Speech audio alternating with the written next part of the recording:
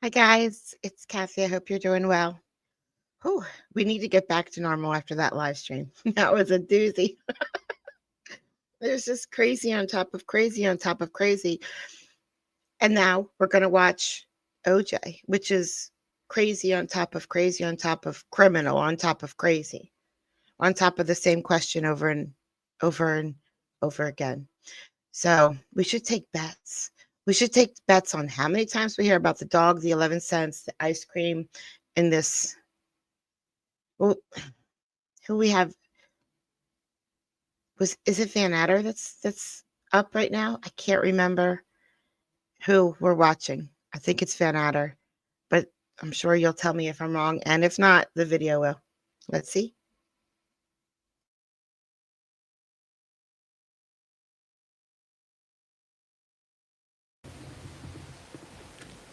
Detective Furman didn't attempt to convince you of the need to enter the property? Detective Furman could not convince me of anything. No, I was concerned. No, I was the one that was concerned.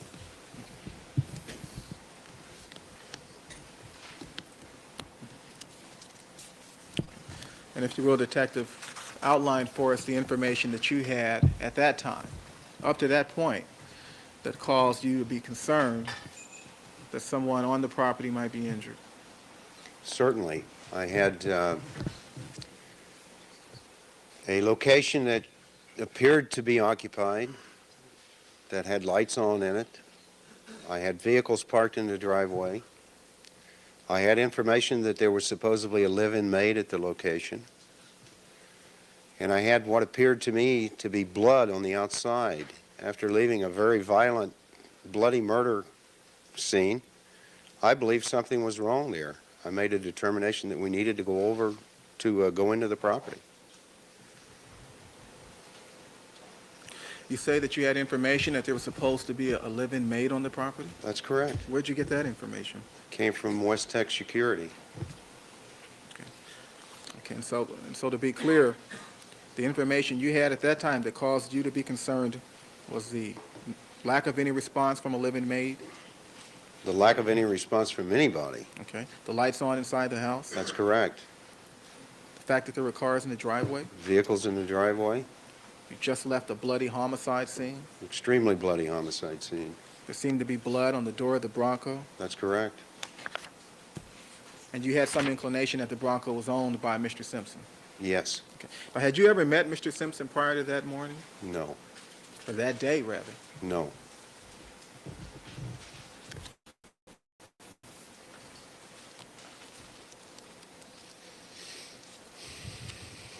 Had you watched him play football over the years? Yes, I've seen him play football. Did you dislike Mr. Simpson for any reason? No, I didn't know him. I thought he was a great football player.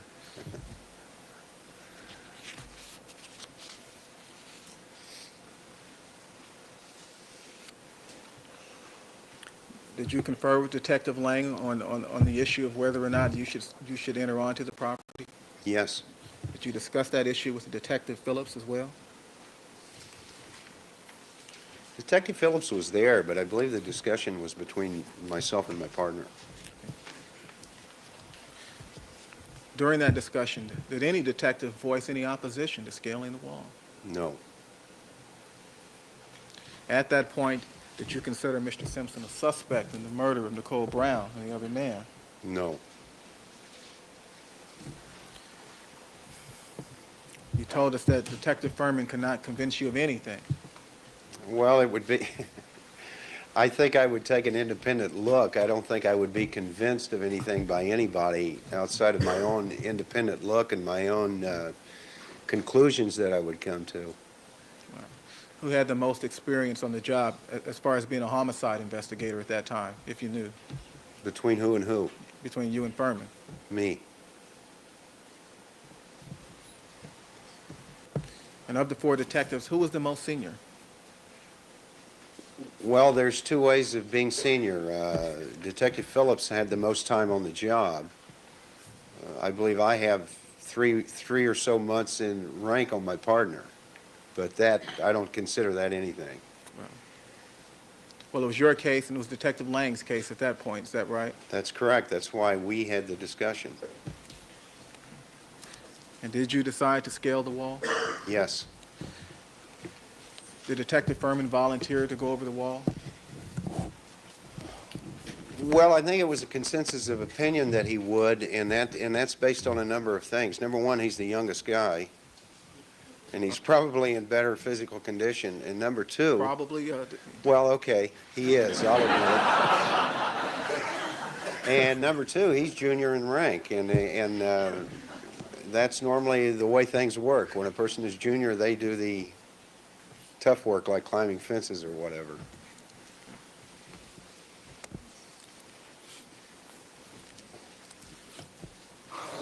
So had Detective Furman rather had more rank or more seniority, or been a little older. I would have probably gone over the fence. And how old are you, Detective? Do I need to answer that? I'll be 54 next month, sir. When was the last time you climbed a wall? Well, you know, you would be surprised. I climb walls a lot of times, so probably within the last week.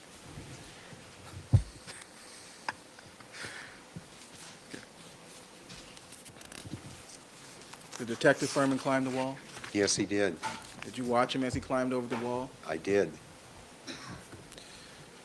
When he arrived, and that is Detective Furman, when he arrived at Rockingham, was he wearing his coat, if you recall? When he got out of the car, he was not wearing his coat, no. And when he climbed over the fence, or the wall, rather, was he wearing his coat? No, he was not. And do you know where his coat was? I would assume it was in the vehicle. I didn't see the coat, but I never saw him wearing the coat either. Okay. You never saw him wearing a coat at Rockingham? Not that morning, no. What happened after Detective Furman climbed over the wall? There was a hinge-type release on the gate. He opened the gate and we entered the property.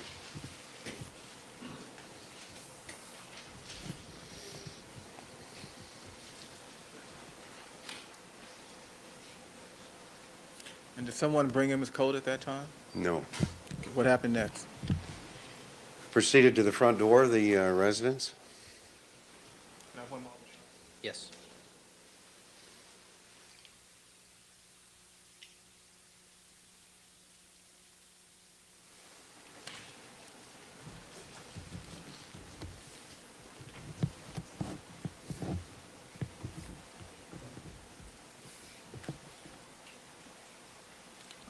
Okay, so all four of you approached the front door at Rockingham? That's correct. Now, as you approached the front door, did you see a dog? Yes, there was a dog on the property. And when you saw that dog, did the dog begin barking? No. Did it growl? No. What did the dog do? The dog was very docile. Normally, I have You scared of dogs, are you? well, I'm not afraid, but I have a respect because I've been bitten by dogs in my career. And I was a little wary of this dog until I noticed the dog appeared very friendly. I walked up and petted the dog. The dog never made any sounds at all. Okay. The dog did not seem aggressive at all. Not at all. And you'd never been at Rockingham. Never. What did you and the other detectives do when you reached the front door? Knocked on the door, attempting to arouse someone within the residence. Did you yourself knock? Yes. Did any of the other detectives knock at the door? Detective Phillips may have, yes. How long did you and the other detectives knock at the door?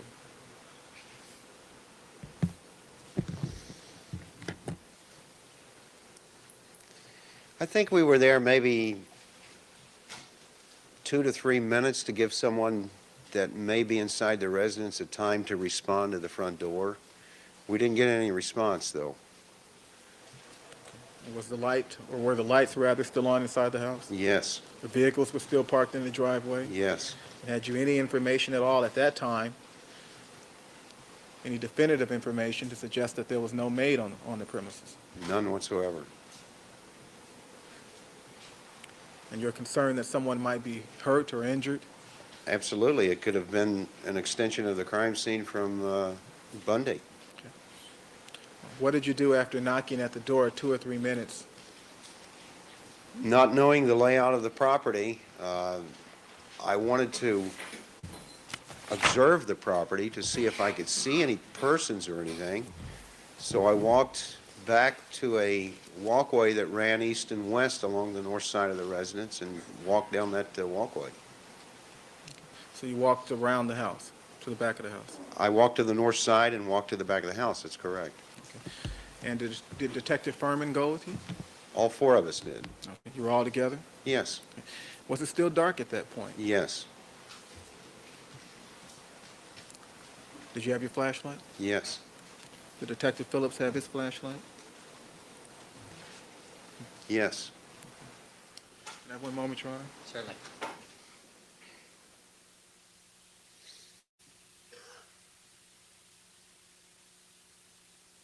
Moment to get people 66, Your Honor.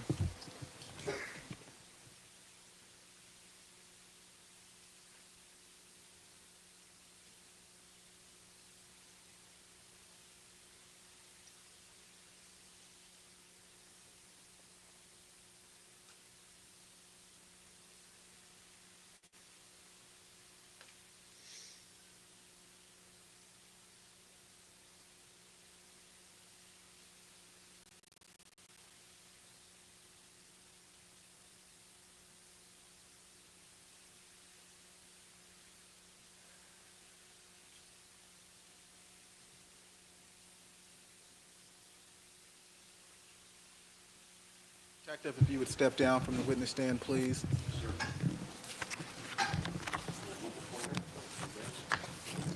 Yes, yes you do. Detective, if you will, show us on People 66 the route you took from the Ashford gate to the front door. Absolutely. We walked, which would be south from Ashford Street, along the driveway after the gate was open, right to the entrance of the home right here. You knocked at that door, the That's front correct. door. That's for correct. For 2 to 3 minutes. That's correct? Okay. You didn't attempt to force entry into the house at that point. No. You didn't kick the door in. No. What did you do next? Not getting any response. I didn't know the outlay of the property. I wanted to view the property to see if there was anybody down, hurt, injured, or any persons there at all. So we came back out and walked to this east-west walkway that runs along the north side of the residence. And this is where I encountered the dog. I had seen the dog first when I was out here. The dog was in this area, but when I came back was when I actually encountered and petted the dog. And then you say that you walked around to the back of the house, is that right? That's correct. As I walked, I was looking around the property, shining my flashlight to see if I could see any persons or anything. And at some point, did you reach a door? Pardon? At some point, did you arrive at a door in the back of the property? Yes. Okay. And where is that door located on People 66? The door that I arrived at, at a location just at the top of these stairs, and I observed Detective Phillips and Detective Lang at this door right here, which would be Kalen's room. Okay. Now, prior to reaching Mr. Kalen's room, did you knock at the back door to the residence? No, I observed my partner go to the back door and knock on the back door. That would be Detective Lang. That's correct. You didn't knock yourself. I did not. What? Okay, if you look in that diagram when it was closer, it kind of does make a tiny bit of sense, right? This is the only air conditioner I see in this whole thing. Maybe there's more. It just makes it's weird that there's one in his room and not anybody else's room, but there is an air conditioner right here. So it would make sense if someone was moving in this little way behind the buildings, they would knock into the air conditioner by accident and drop a glove. I mean, that makes sense, especially since, Cato heard the pounding. I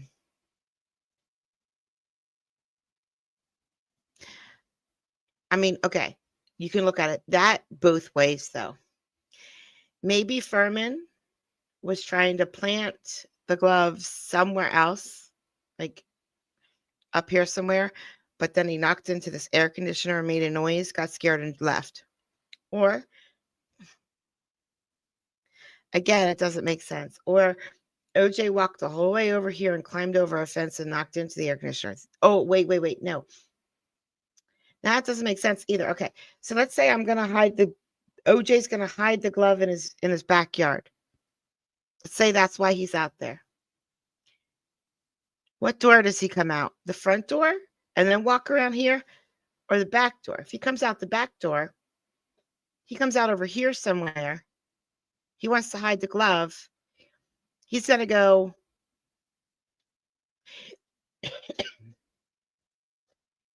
He can go this way behind his house so the neighbors can't see him. And then if it were me, I would hide the glove back here somewhere. I wouldn't come the whole way back up here.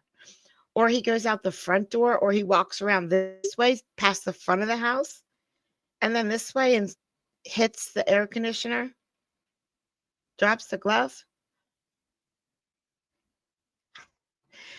The glove being right here makes no sense in any situation that I can think of. I don't know, though.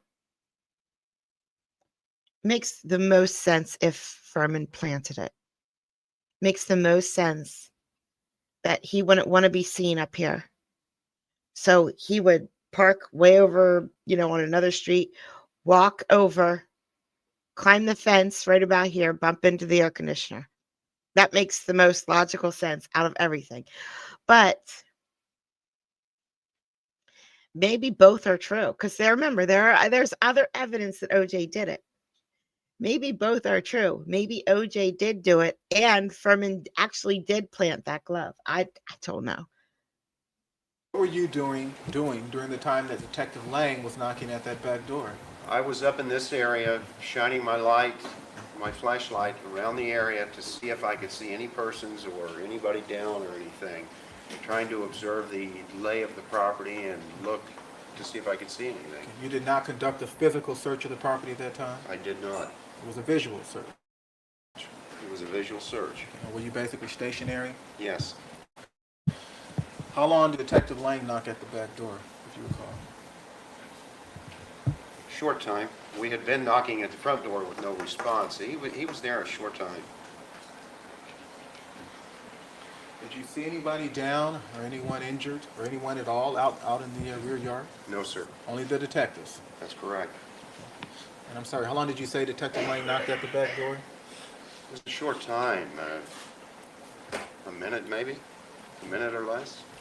No one responded? No one responded. And what happened next, Detective? I observed Detective Lang and Detective Phillips. I was behind them, and I believe I was actually the fourth in line at that point. Detective Lang and Detective Phillips approached this door. Detective Furman was someplace right in front of me, and I walked up behind him and was standing at the top when I observed Detective Phillips knock on the door here. And the door you're referring to is the door to Kalen's room. Cato Kalin's room? That's correct. And who knocked at that door? Detective Phillips. And how long did he knock at Cato Kalin's door? Just prior to knocking, there was some louvered windows here, and he leaned down and he looked in and he says, I see someone inside, or something to that effect. He knocked at the door, and actually pretty quickly the door was opened. Okay. You didn't kick the door in? No. You didn't force entry? No. And someone did come to the door? Yes, And that is the person we now know as Cato Kalin? that's correct. Did someone speak to Mr. Kalin?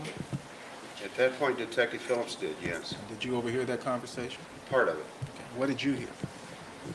I heard him tell Kalin that we needed to get in touch with Mr. Simpson, and I heard Kalin tell him that Arnell Simpson was in the room next door. Okay. What happened next? I observed Phillips and Lang, my partner, start toward that room.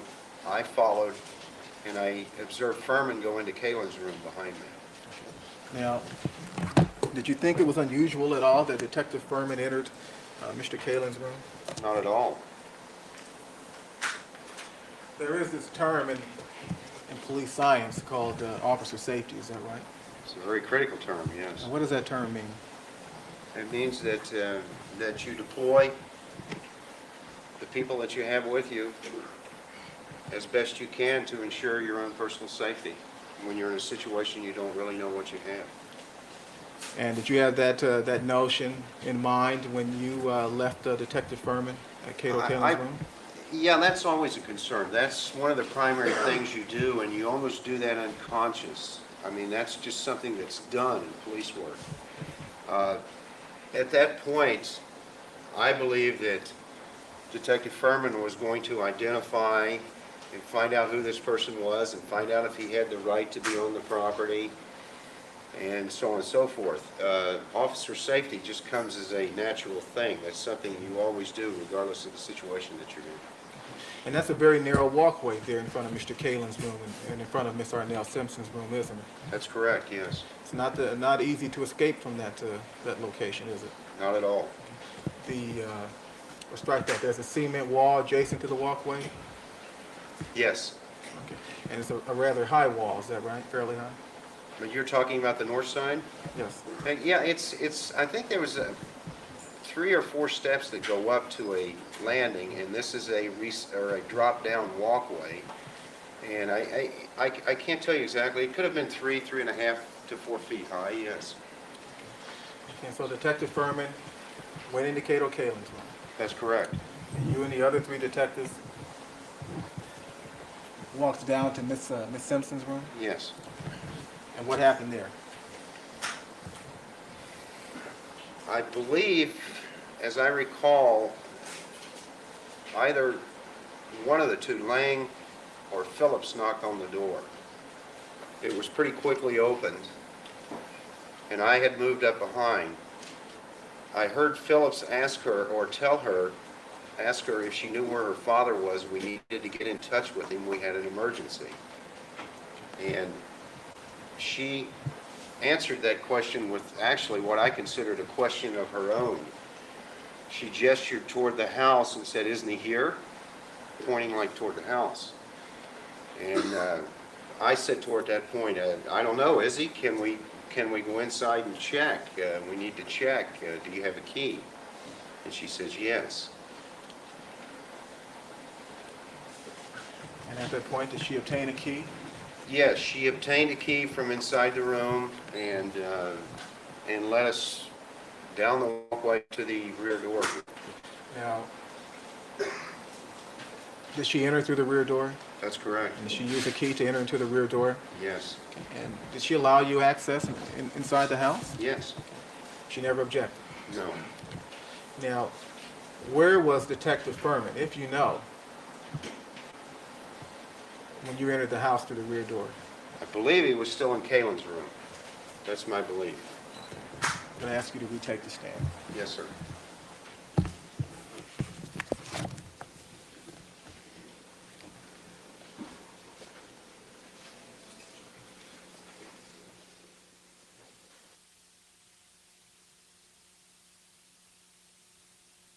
Do we need the exhibit at this point?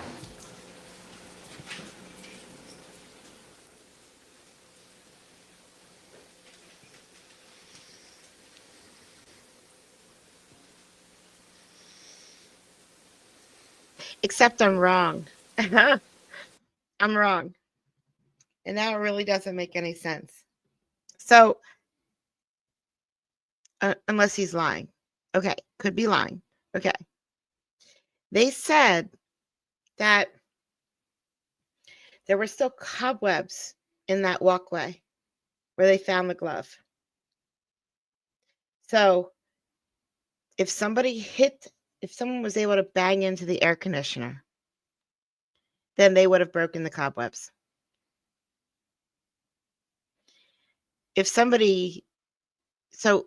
Either there were no cobwebs and that was a lie, or there couldn't have been cobwebs. The glove was there. The glove is definitely there, so we know at some point a human being was near there. So either somebody didn't bump into the air conditioner, and that's a lie. There was no loud bump. And Cato's lying. Even though he was on the phone with someone at the time and mentioned it to her when it happened. So she probably maybe could have heard it too. I don't know. You guys hear my dog when I'm streaming. So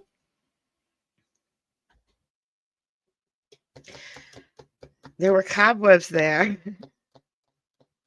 Yeah, the spiders repaired the cobwebs. The whole glove being right there makes absolutely no sense at all. It's just so it makes no sense in any aspect that just it had to be put there. If OJ dropped it while running or climbing the fence, then there wouldn't be cobwebs. Unless maybe the cobwebs go from that point of the air conditioner back and there are none the whole way there. That I don't know if they specified where the cobwebs were. So that would make sense. They didn't have to go any further. They already jumped over the fence and got home, or jumped over the fence and planted the glove. I don't know. It just doesn't make sense.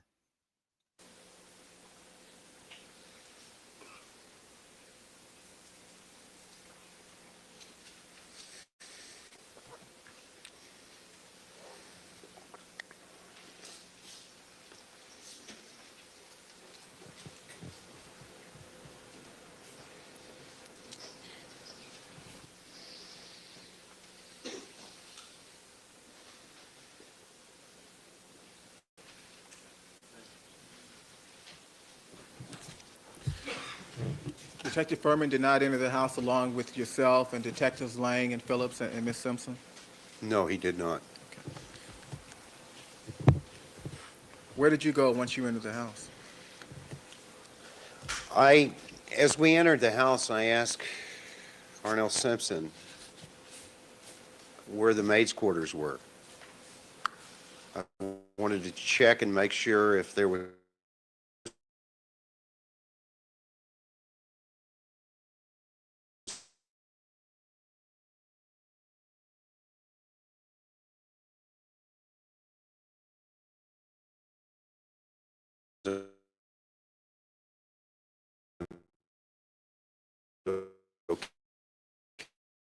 okay. It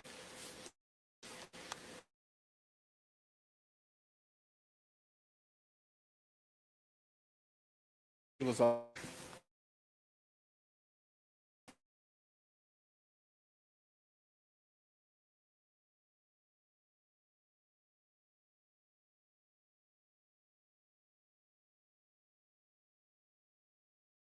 Back to the kitchen. I believe she had already walked out of the utility room back into the kitchen and was conversing with Detective Phillips. I overheard her tell Detective Phillips that she could make a phone call, I believe to her father's secretary, and she could find out where her father was. And she started making a phone call. And what did you do at that point? I wanted to inspect the bottom floor of the home to make sure there was no one down or injured in the home. I started walking back to the bar area to look at the north side of the ground floor of the residence.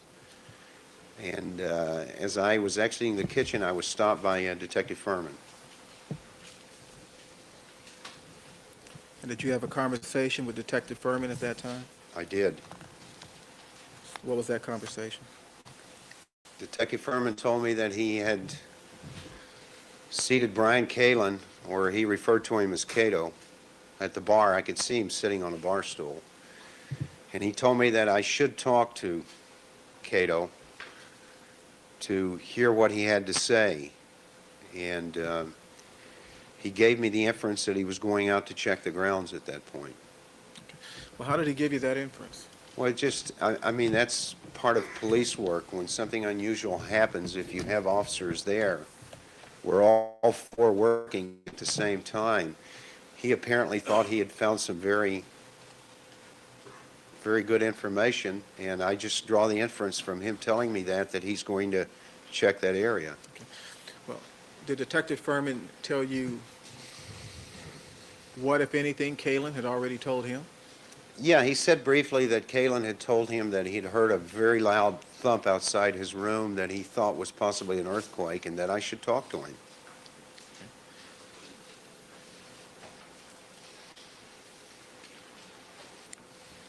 And did you see Detective Furman leave your presence at that point? Yes. Where did he go? As I recall, he walked toward the entranceway to the home, the front entranceway. And where did you go at that point? I sat down at the bar area with Brian Kalen. And did you have a conversation with Mr. Kalen at that time? I did.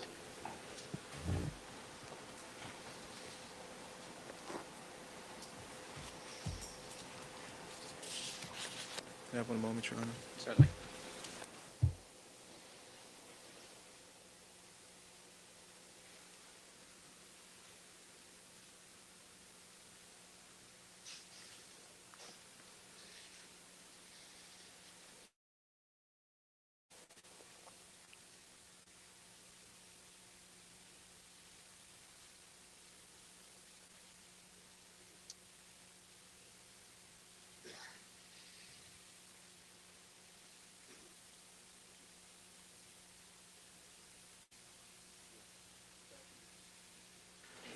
You did have a conversation with Mr. Kalen at that time. Yes. And how long did that conversation take?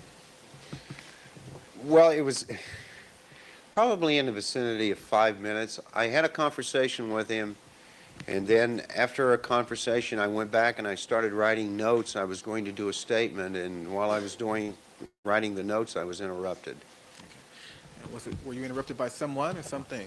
by someone, Okay, and who was that? Detective Furman. Did you have a conversation with Detective Furman at that time? Yes, Now, where were you when you had that conversation with Detective Furman? in the bar area of the home. And how much time had elapsed between Detective Furman telling you that he was going outside and this second interruption? Boy, I would have to estimate that. I would say 10 minutes or so.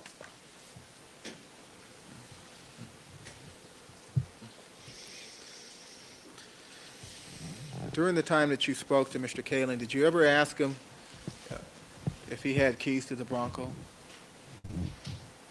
During this conversation? Yeah. Not during that initial conversation. I asked him later. Okay. We'll come back to that.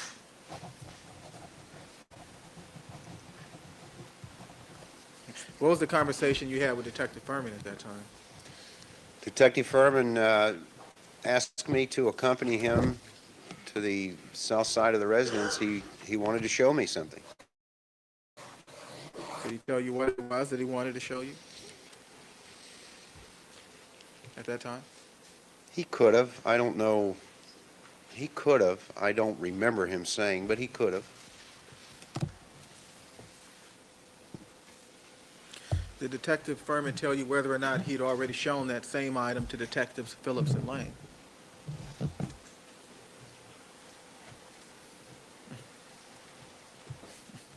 You know, I don't know whether that occurred or not. That could have occurred also. I don't know. I don't recall that. At any event, Detective Furman did take you somewhere, is that right? That's correct. And where did you and Detective Furman go? I followed him out the front door of the residence, walked south in the driveway to the front of the garage, and he took me down the south boundary line of the property.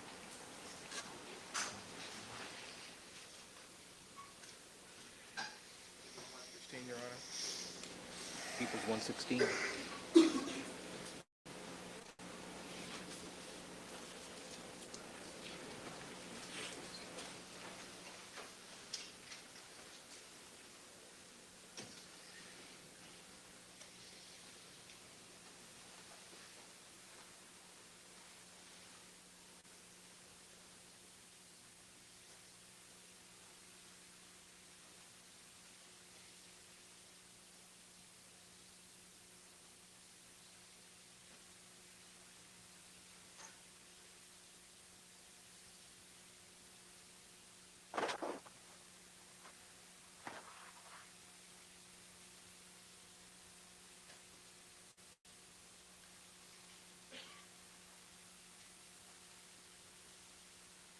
If you would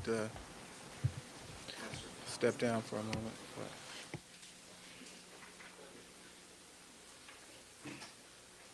Detective showing you 116A.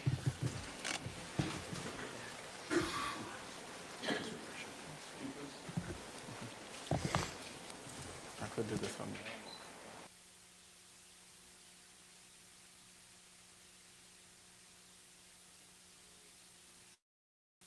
Shown in 116A. 116A is the Rockingham driveway that would lead in an east-west direction from the Rockingham gate into the front of the garage. This is and this would be the south property line of the residence at 360. Okay, so that dark area to the right of the photograph is the entranceway to the south side of the property, is it? Well, actually, you can see the whole dark area here. If you went directly west from here, this would be the Rockingham gate. This dark area you see here is a cyclone fence, chain link fence that's overgrown with shrubbery and vines. Okay. Was the chain link fence locked or enclosed at that time? I'm not sure I understand. Okay, well, the question is this: was there a gate across the pathway there? There were two gates once you entered the pathway, yes. Okay, were either of those gates locked? No. All right, so this is the path in which you walked in as you proceeded on the south side of the property. That's correct. You followed Detective Furman? Yes. And did you speak with him as you walked along the pathway? Well, I'm sure we were talking. I don't know exactly what we were saying, but I'm sure we were talking. And what is shown in 116B? 116B is the walkway that I've been telling you about that's at the south property line of 360 Rockingham. You can see in this portion here part of the chain link fence and the foliage that grows between the two residences at 360 and the one directly. Okay, that makes perfect sense that they ran into the air conditioner. Because look at how overgrown it is on the neighbor's property. So if they were coming from the neighbor's property onto OJ's property, there's no way they would have known there was an air conditioner there, and they would have banged into it. If they were on OJ's property, it was at night, remember? So maybe it was too dark. I don't know. Like if that's a window unit, if that's right by the window, the light would have been on because he was awake. I just don't know if at night, if you're going this way from OJ's house, if you would see the air conditioner and bump into it, if you are coming from the neighbor's house and you jump this tiny fence, you would run into the air conditioner because you would not know it's there. Look, I mean, it's just all overgrown. You were coming from OJ's house and it was at night. You may or may not see the air conditioner depending on how bright the light is.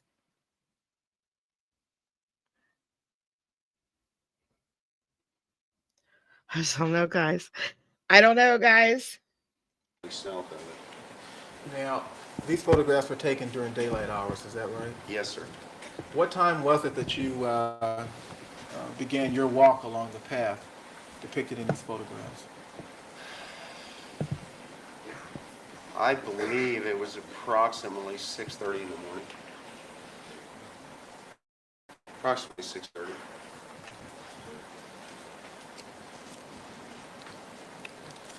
And does 116B depict the path that you walked? Yes, sir, it does. Okay. Now, in the background, do you see something extending from the wall? Yes, I do. And what do you see?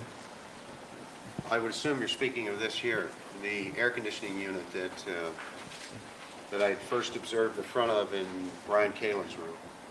You did notice the air conditioning unit in Brian Kalin's room?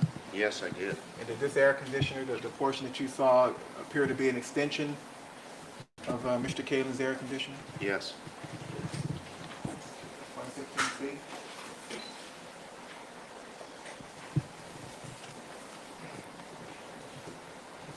You continued to follow Detective Furman down the path, is that right? Yes, sir, that's correct. Excuse me just a moment, please. Did you have I'm those sorry. glasses on that morning, Detective? I need them for real close-up stuff. I can see great at a distance, but up close I need glasses.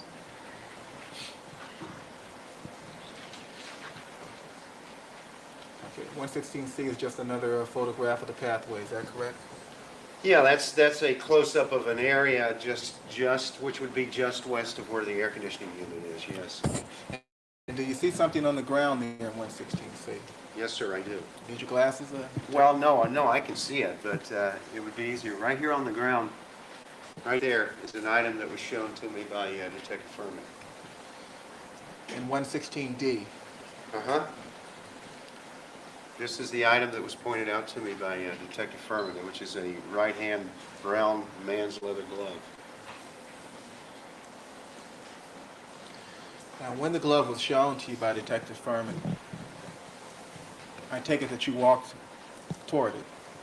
Yeah, I walked up within probably 3 to 4 feet of it. Did you pick it up? No. Did you touch it in any way? No, sir. Did you turn it over? No, sir. From a distance of 3 to 4 feet, could you see what the item was? Yes, I illuminated it with my flashlight. I could see it. And did you need your flashlight? It was getting light at this point. It was beginning to lighten up. Dawn was breaking, but it's still just grown between the two residences. I could see the item without my flashlight. I illuminated the item to make sure I was seeing what I was seeing. What did you see? A brown leather man's right-handed glove. And what is shown in 116E? That's the original location and the glove that was pointed out to me that morning.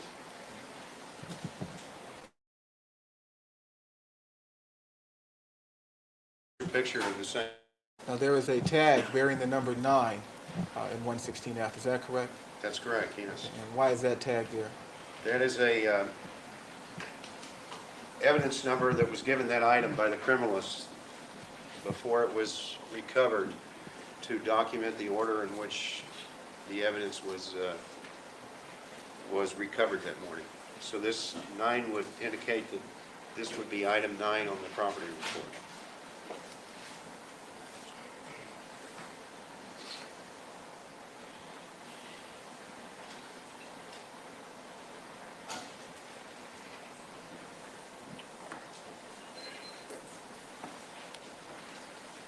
So at some point the criminalist did arrive at the location, is that right?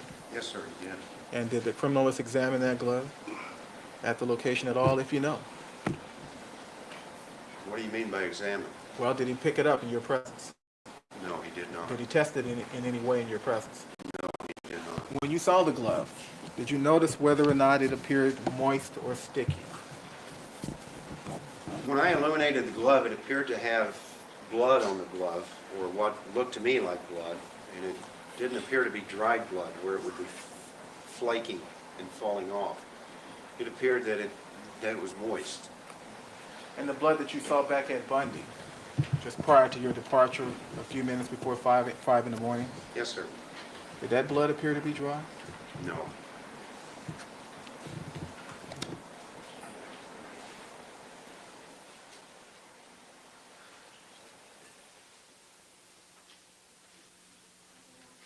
Certainly.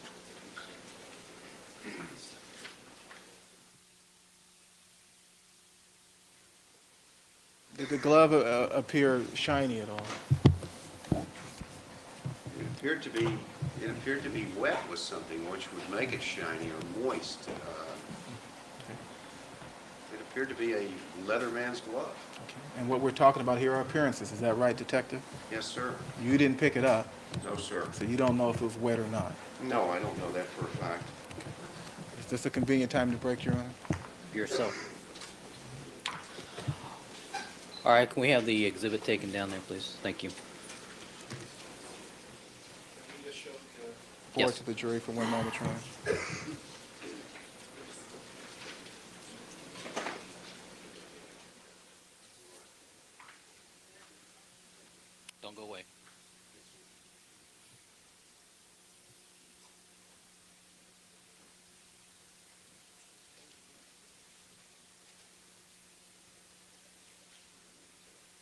Thank you, gentlemen. Ladies and gentlemen, at this time, we're going to take our recess for the afternoon. Please remember my admonitions to you. Don't discuss the case amongst yourselves. Don't form any opinions about the case. Do not conduct any deliberations till the matter has been submitted to you. Do not allow anybody to communicate with you with regard to the case. And we will stand in recess until 9 o'clock tomorrow morning. And Detective Van Adder, you're ordered to return tomorrow morning at 9 o'clock. Yes, Your Honor. All right? Thank you, counsel. We'll stand in recess.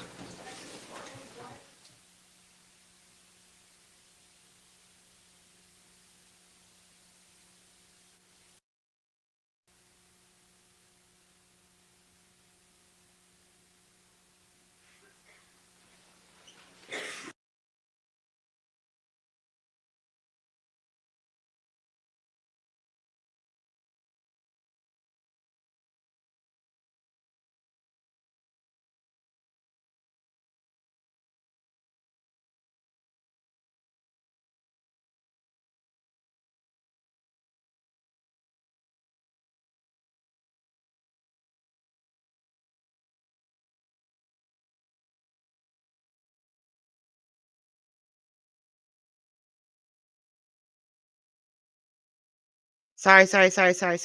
Thank you, Carlos. All right, this is what I'm gonna do, guys. This is what I decided to do. Okay.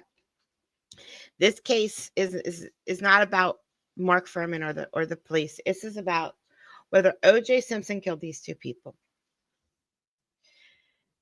So we have this glove, very suspicious circumstances brought on by the defense about this glove.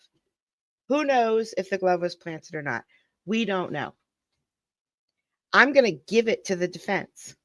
I'm going to give them the benefit of all the doubt. And I'm going to say, okay, Mark Furman planted this glove at OJ Simpson's house. All right. Now, okay.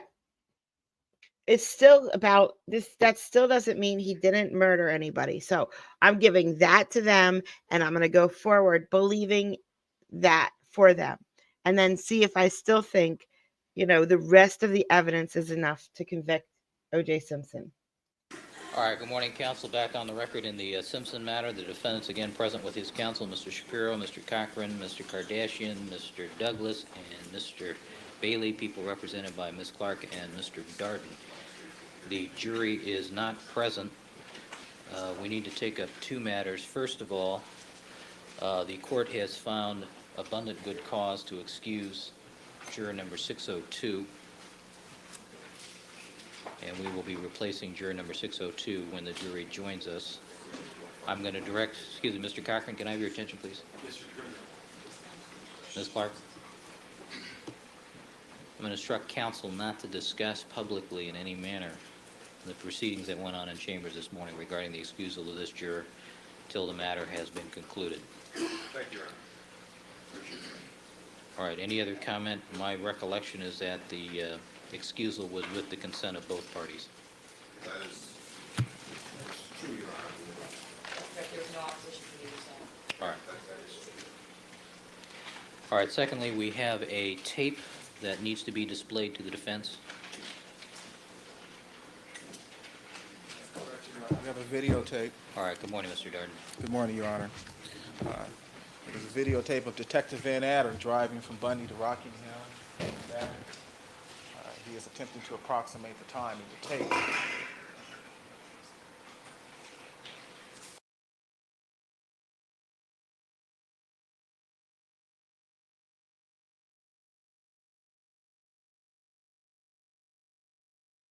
Juror number 602, Tracy Kennedy, was dismissed from the OJ Simpson trial because he was found to have lied about having juror information on his notebook computer. Oh, Judge Ito, with the agreement of both prosecution and defense, dismissed him after finding abundant good cause.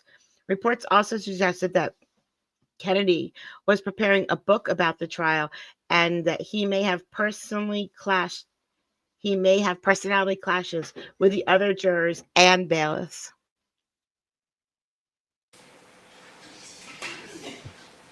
All right.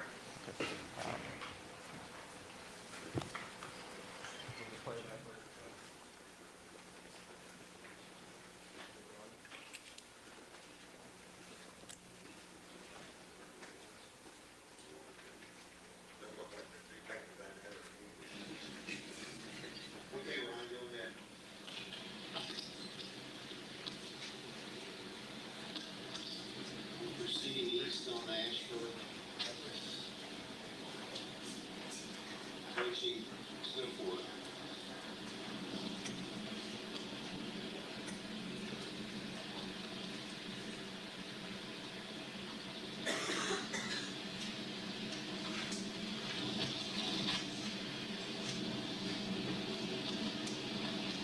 Didn't see Kardashian, but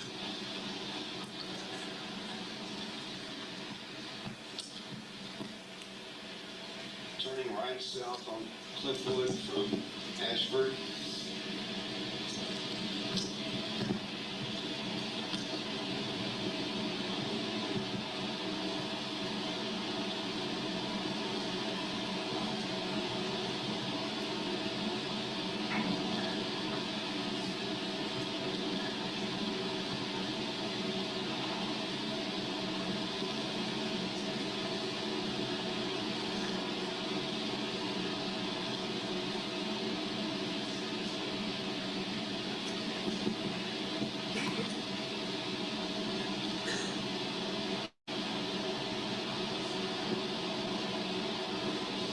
On Cliffwood, approaching the signal at Sunset Boulevard to go left, east.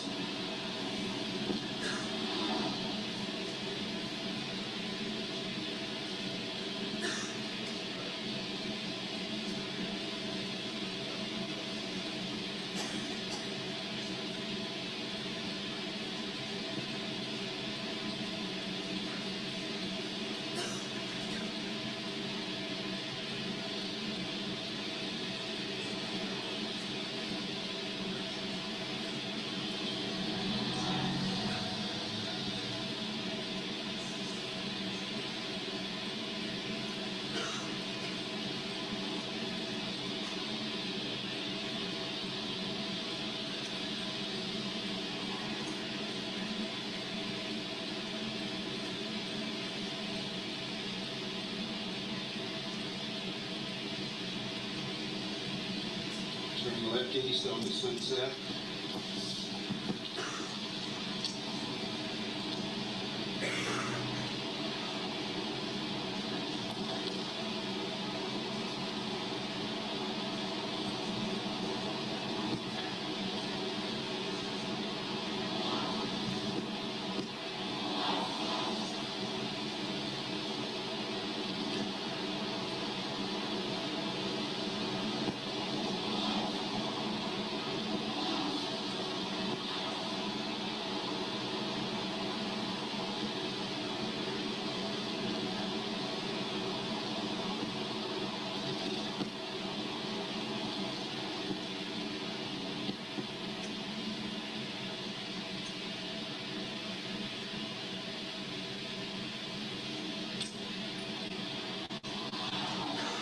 Turning right south. Kettner.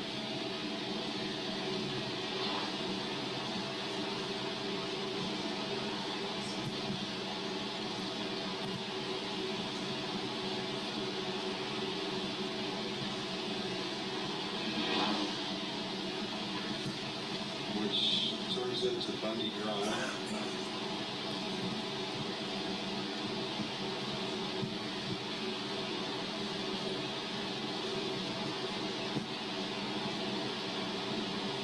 good morning. Sleep is awesome, by the way.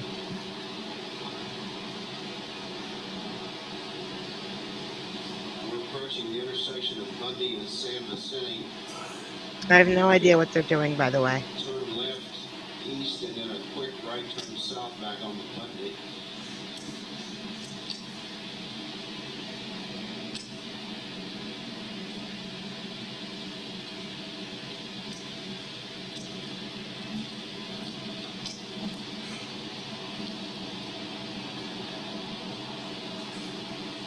We're approaching the intersection of Bundy and Montana.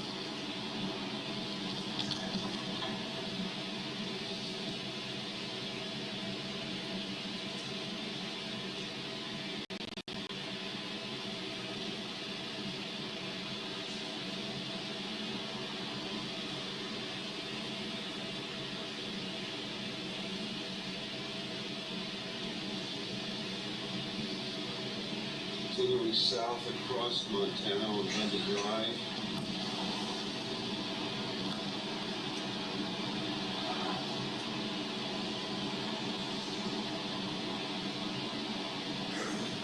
Passing the intersection of Gorham.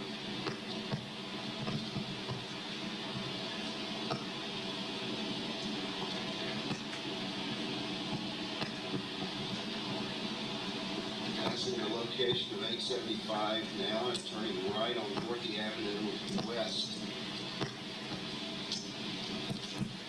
To the right, north in the alley to the rear of 875 Bundy.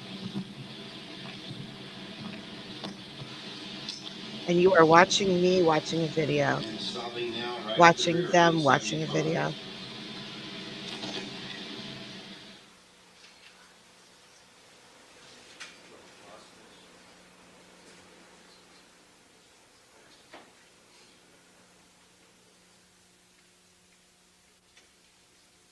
All right, Mr. Darden, is that the complete tape? That is, Your Honor. Can I have one moment? There is a second part, which is on laser, and that is the trip from Bundy back to Rockingham. One's on video and one's on laser. All right.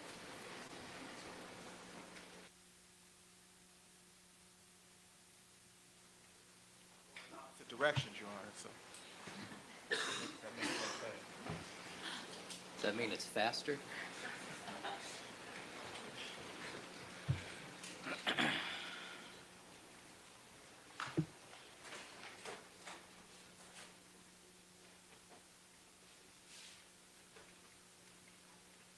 I guess if they recorded the trip, they weren't talking about planting evidence while they were driving from one place to another.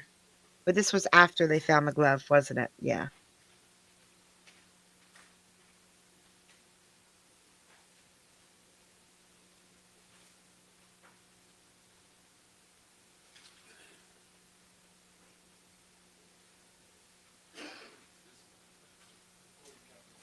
Who was just on the stand? Was that Van Adder? I don't know. But Lang Phillips How about the videotape? and the guy who was just on the stand, which I think is Van Adder, I just can't see them planting evidence.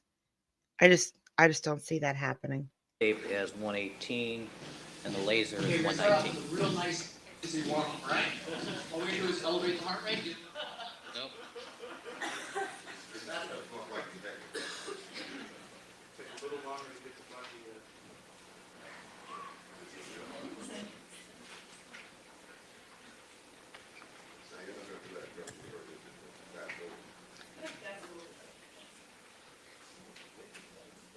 Is there any way we can do a chapter stop on the laser disc?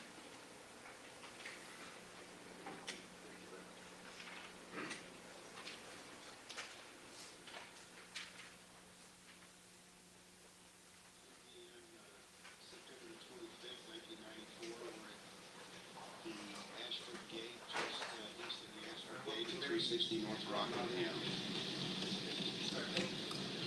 Okay, Ron, go ahead. Excuse me, Mr. Darden? Can you hold on to that, please? This appears to be the same sequence, starting at the Ashford Gate.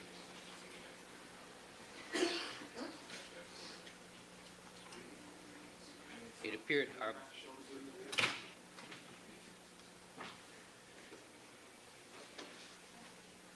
Yay, Kelly, welcome. Thank you, thank you, thank you, thank you, thank you.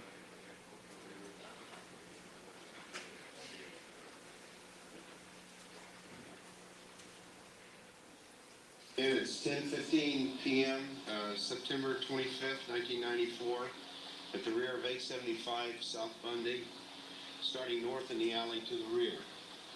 Okay, go ahead, Ron.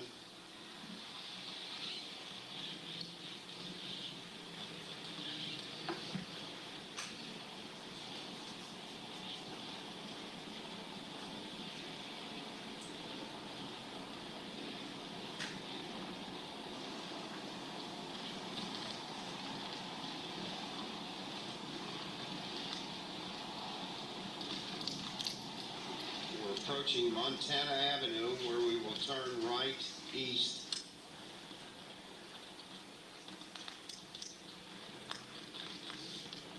Approaching the intersection of Bundy where we will turn left north.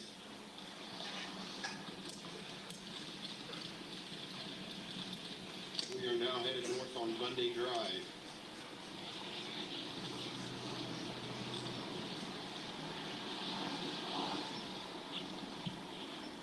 Approaching the intersection of San Vicente, we will turn left west.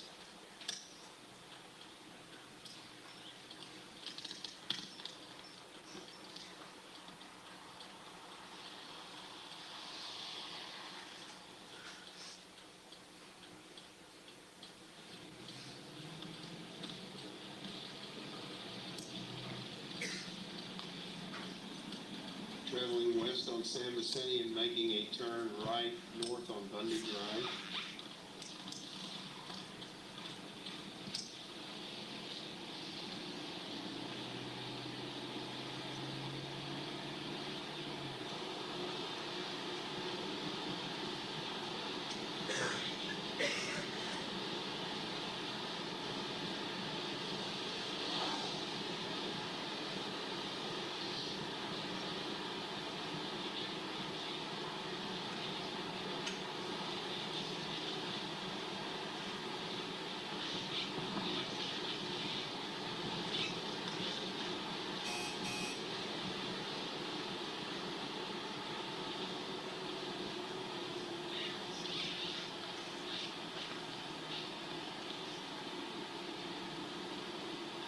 Approaching the intersection of Sunset Boulevard where we will turn left west.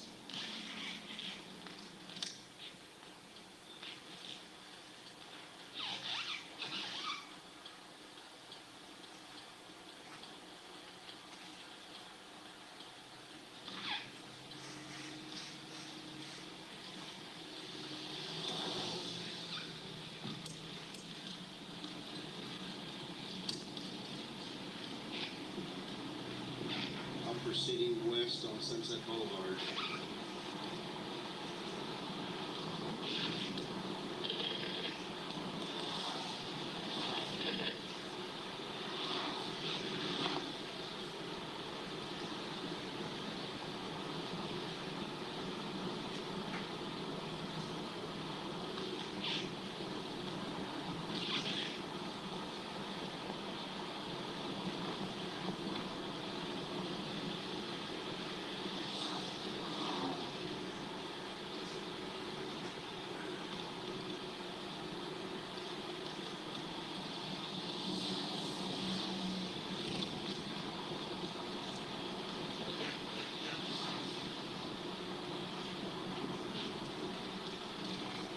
Approaching the intersection of Bristol Court, we will turn right north.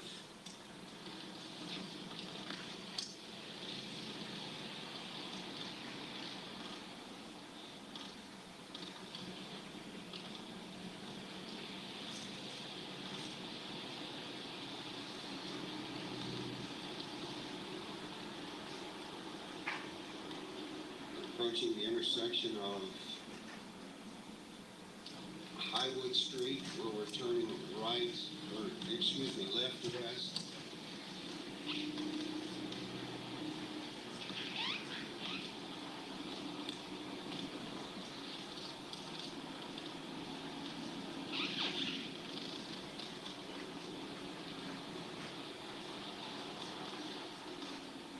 Approaching the intersection of Rockingham Avenue, turning right north.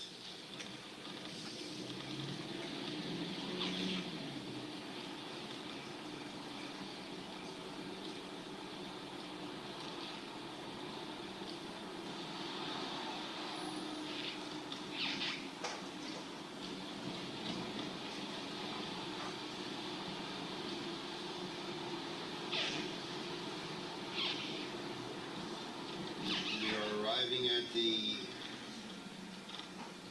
Rockingham Gate at 360 North Rockingham and stopping at the curb.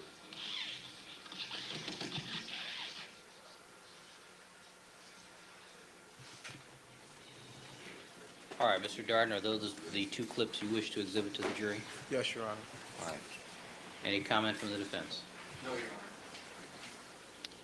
All right, anything else before we invite the jurors to join us? All right, Deputy McNair, let's have the jury, please.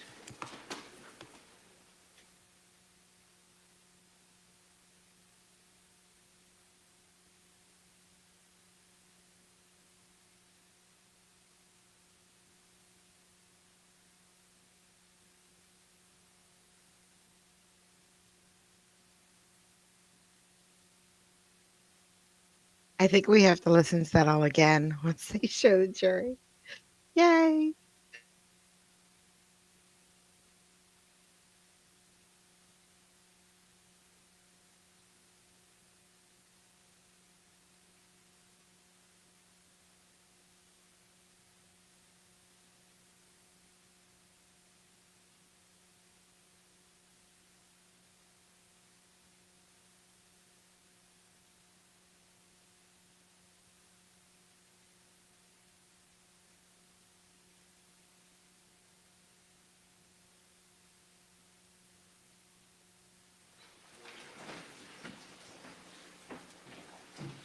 All right, Mrs. Robertson, would you please draw a number from our list of alternate jurors? Juror number 1290, can you please have a seat in seat number 3?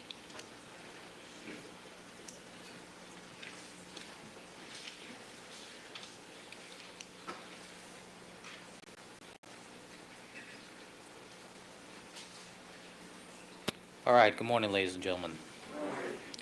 My apologies to you again. This is how we start off every morning. My apologies to you for the delay in getting started. I know that you are aware that we've been in session with the lawyers. We've had some other problems getting started this morning. Other matters that I've had to take up out of your presence. I've had to view some videotapes that are going to be shown this morning before they're shown to you to make sure that they're acceptable. And I apologize to you again for the delay. Deputy McNair has already put a call in for the other problem that we had back there. So hopefully we won't have that problem again, but you have to understand this is a 25-year-old court building, and we have those problems from time to time. All right, Mr. Darden, do you wish to resume with your direct examination of Detective Van Ander? Yes, Your Honor, All right, thank you. Detective, would you resume the witness stand, please? All right, the record should reflect that we have been rejoined by all the members now of our jury panel. Detective Philip Van Ander is on the witness stand on direct examination by Mr. Darden. Good morning, Detective Van Ander. Good morning, Your Honor. Detective, you're reminded you are still under oath. Mr. Darden, you may continue. Thank you, Your Honor. Good morning. Good morning, ladies and gentlemen. Detective Van Adder, when we left off yesterday,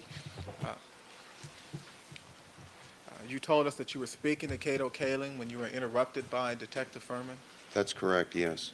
And were you taking Mr. Kaling's statement at that time? I was at that point writing notes to take the entire statement that I had talked to him about, yes. Now, were you writing those notes simultaneous with your conversation with Mr. Kaling? No, sir, I wasn't. Okay. So you had already spoken to Mr. Kaling. I had a conversation, then I was going to go back, go over the conversation, and write notes of the conversation. Was Mr. Kaling present, or rather in your presence, when Detective Furman came to get you? Yes, he was. Now, were you the first detective to be taken to the south side of the house to view the glove? I didn't know at that time, but I've subsequently found out that I was not. Now, and what time was it that you saw the glove, if you recall? It was approximately 6:30. That's an approximation, sometime between 6:15 and 6:30. Okay. Now, yesterday you told us that you climbed a wall just last week. Is that right? Yes. Okay.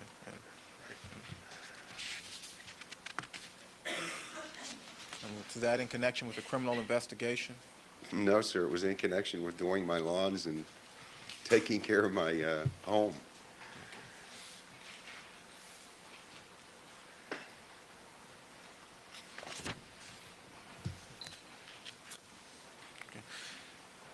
Also, yesterday you told us that you and Detective Furman went to the south side of the house and that you saw the glove there on the ground. Is that right?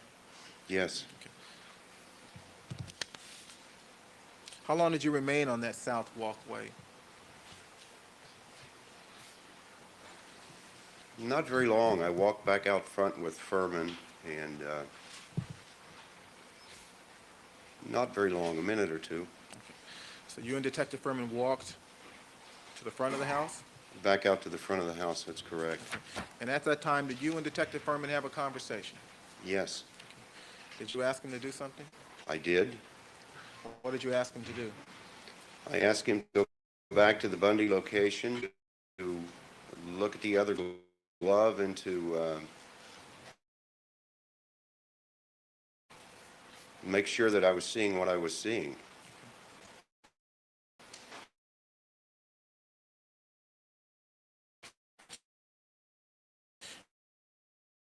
Where was Detective Lang at that time? I believe Detective Lang had come out of the house, I believe that. Now, why did you tell Detective Furman to go back to Bundy and view the glove? Because what I had seen, a right-handed glove, a man's leather glove. I wanted to make sure that that was actually what I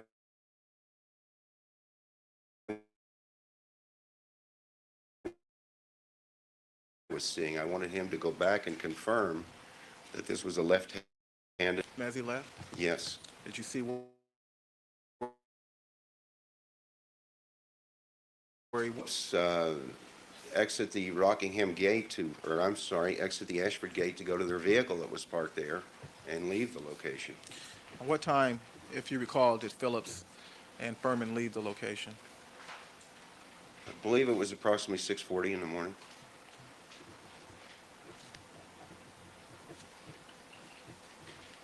And did you remain standing in front of the property at Rockingham?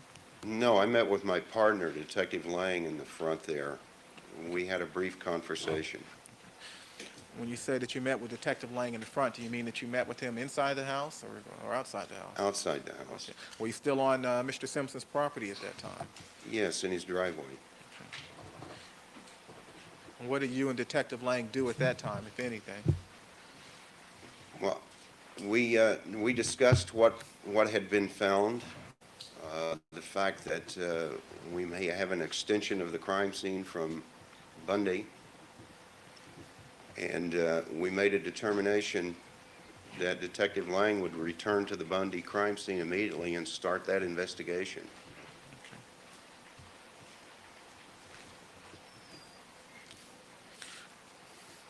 And did Detective Lang leave your presence at that time? Yes, Okay. Did you watch him leave? yes. What time was it when Detective Lang left Rockingham that morning? Approximately 6:45.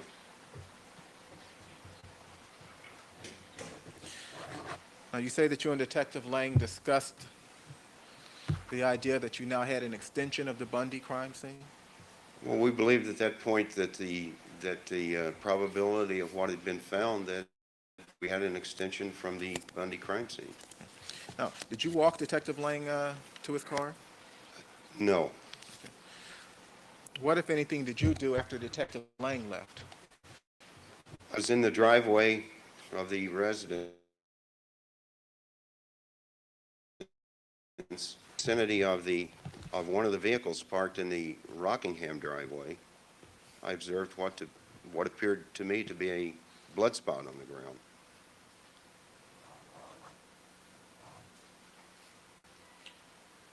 You saw a blood spot. What appeared to be a blood spot, yes. And did you say that you saw that blood spot in the vicinity of a parked vehicle? That's correct. Can you describe this vehicle? Okay. All right. Remember, I got there on the Furman planted the glove. I didn't get there, but I'm going to give it to him. I'm going to give that to the defense team. Picking up a glove from a crime scene, hiding it, and then planting it somewhere else.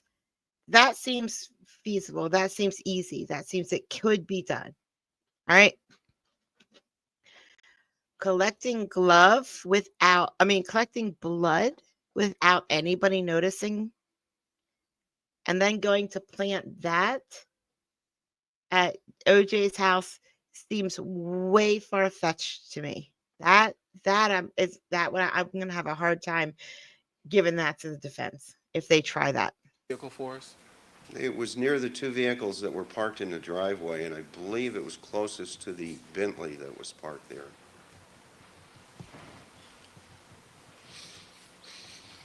And was that the first time that you noticed this blood drop or apparent blood drop? That's correct, yes. And what significance, if any, did you attach to your observation of that apparent blood drop?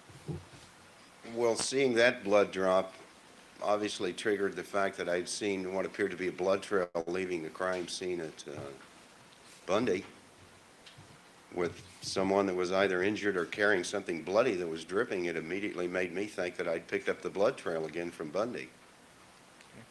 What did you do at that point? What, if anything, Detective? I walked west in the driveway, concentrating on looking at the driveway to see if I could find any other blood drops, or what appeared to be blood drops.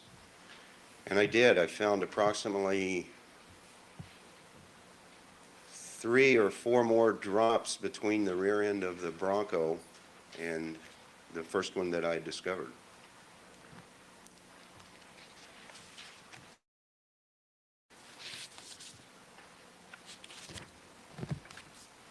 And at that time, did you approach the Bronco again? I did, yes.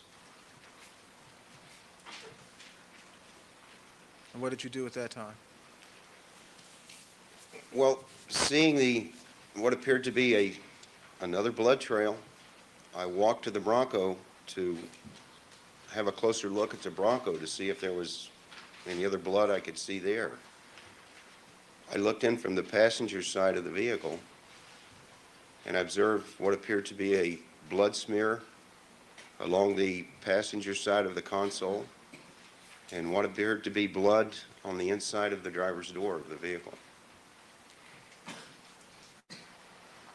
And what happened next, Detective?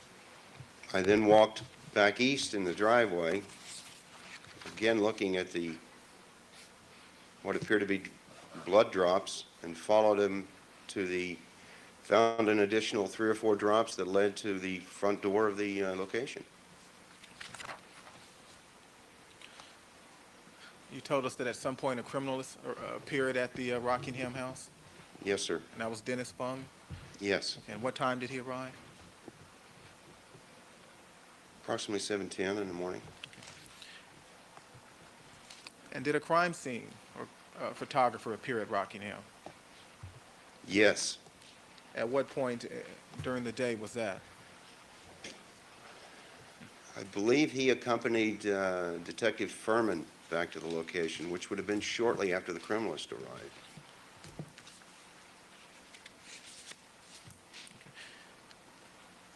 Were those apparent blood drops photographed? Yes.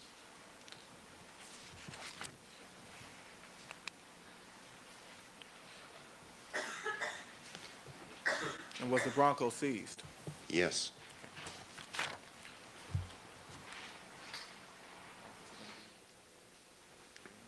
Let me see the board.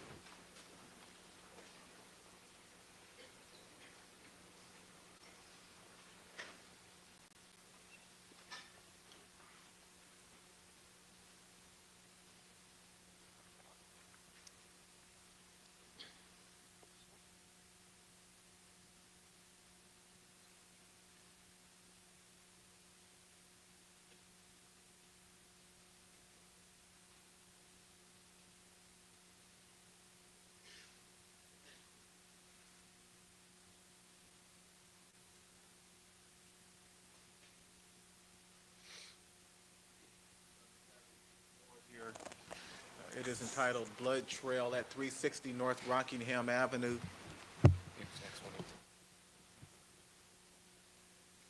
May it be marked People's 118,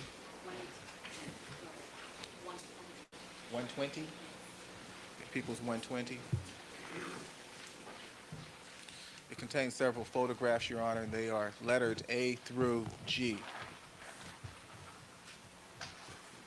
Looks like A through K to me.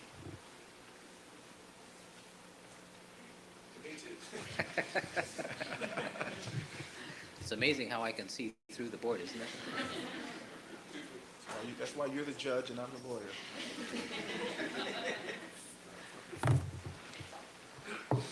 Detective, if you'll step down from the witness stand for a moment, please. Yes, sir.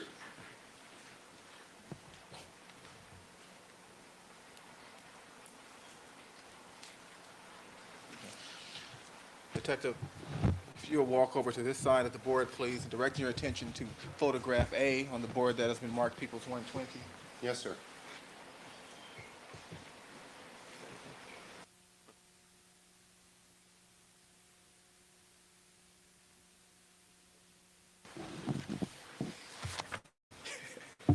Keep your voice up, Detective. Yes, sir. I'm sorry.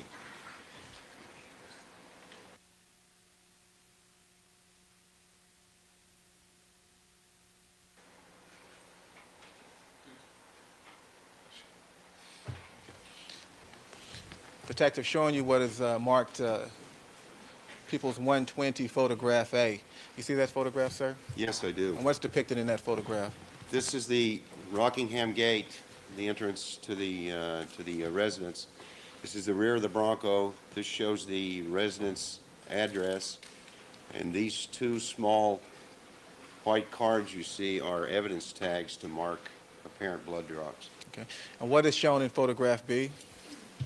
Photograph B is a close-up of the first blood drop that's in the asphalt street there. Okay. And photograph C, is that a perspective shot of the of a portion of the driveway at 360 North Rockingham? Yes, sir, it is. It's looking east toward the garage. Okay. Do you see the white markers there in the driveway? Yes, sir. Okay. And what are those meant to depict or indicate? Those are evidence tags that are put there by the criminalist when he's marking and photographing evidence. Okay. And what is the criminalist intending or attempting to mark? To show the trail, which would be leading east toward the residence. And photograph D? Photograph D is the shows the first drop that I observed in the driveway. And is that that's the drop you referred to earlier when you said that you saw an apparent blood drop in the vicinity of a vehicle? That's correct, yes, sir. Okay. And which vehicle is that depicted in the photograph, if you can tell? I believe that's the rear vehicle. I believe that's the Saab, as I recall. And photograph E? Photograph E is a close-up of that, I believe. That being what? This drop that's depicted here in photograph D. Okay. Let me ask you to step to the other side of the board, if you will. Yes, sir. Photograph F. What is depicted in photograph F? That again is a continuation of the blood drops that run toward, or what appear to be blood drops that run toward the front of the residence. These tags again are placed by the criminalist to show the location of those drops. Now, after you returned from the Bronco, did you follow the apparent blood drops? I did, yes, sir. And where did they lead you? Well, I ultimately determined that they led me right into the residence. Right through the front door? Right through the front door, that's correct. What is shown in photograph G?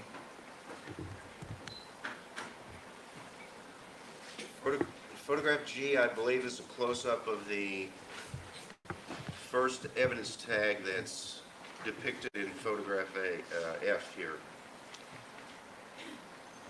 And photograph H? Photograph H would be a close-up, I believe, of the drop that's depicted in photograph F and photograph I toward the front of the residence. Photograph I Is a different perspective, a closer perspective of the evidence tag that's depicted in photograph F here.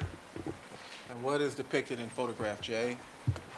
Photograph J is a close-up of the droplet that you see from a distance in photograph K. It's first shown in a perspective to the front door, and then the photographer takes a close-up of it to identify it. And photograph K. That's a perspective of the same drop in J from a distance that shows the front door, the perspective to the front door.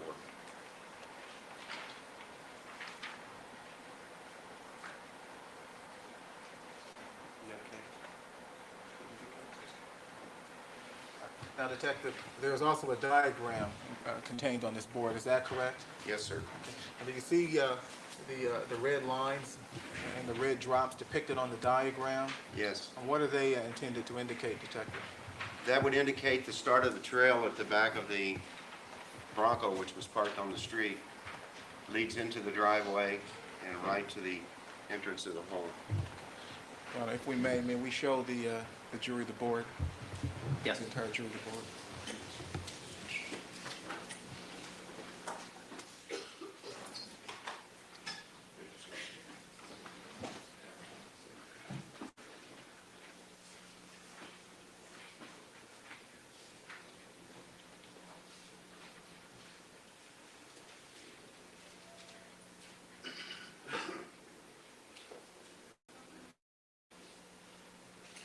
He knows exactly how long everyone else has been on the stand. So he knows before he even sat down that this is going to be a commitment on his part to get through.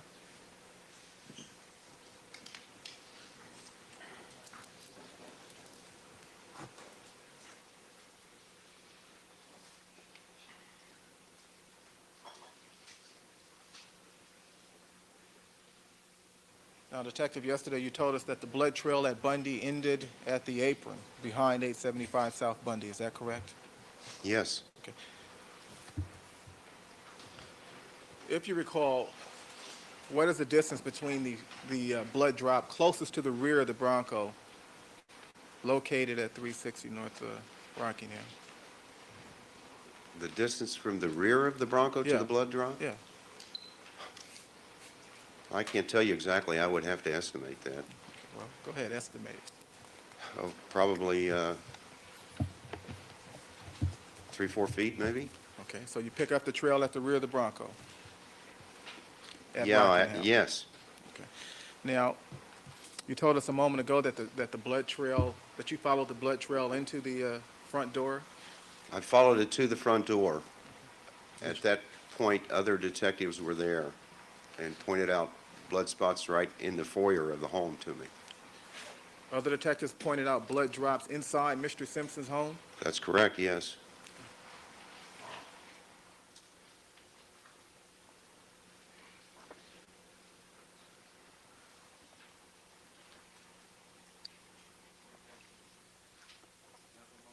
Certainly.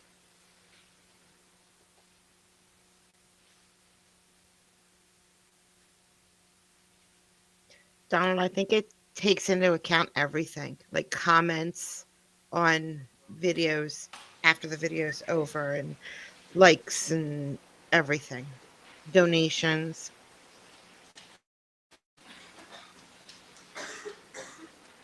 It's the only thing that makes sense, I think.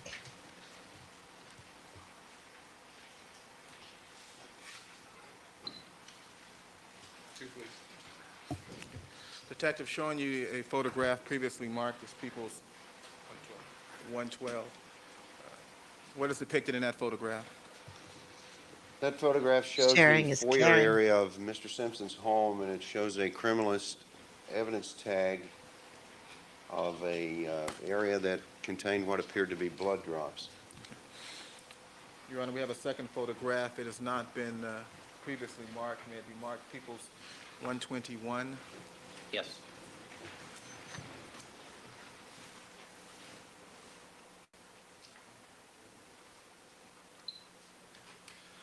And showing you what has been marked as People's 121, Detective. What is depicted in that photograph? That's a close-up of the apparent blood drops that was shown in the other photograph on a closer perspective. And these blood drops are located inside the foyer at Mr. Simpson's home? Inside the front door, yes, sir. Did you continue to search that area for other blood drops? Not at that point, no. What did you do at that point? I had other detectives that had arrived, and I had a uniformed, or a couple of uniformed officers there. I informed them that it was now a crime scene, to seal it, not to do anything until I returned, that I was going to do a search warrant to get into the residence. Weren't you already inside the residence? Yes, but I hadn't searched it. And when you say that you told the other detectives to seal the location, what do you mean by that? Not let anyone in or into the location to contaminate any possible evidence that may be there. What did you do next? I had observed that Arnell Simpson had returned to the location with a man that was subsequently identified as Al Cowlings, the two minor children. I spoke with Mr. Cowlings and asked him if there was a place that they could go to leave the residence because it was going to be sealed as a crime scene, and he stated yes, and they left.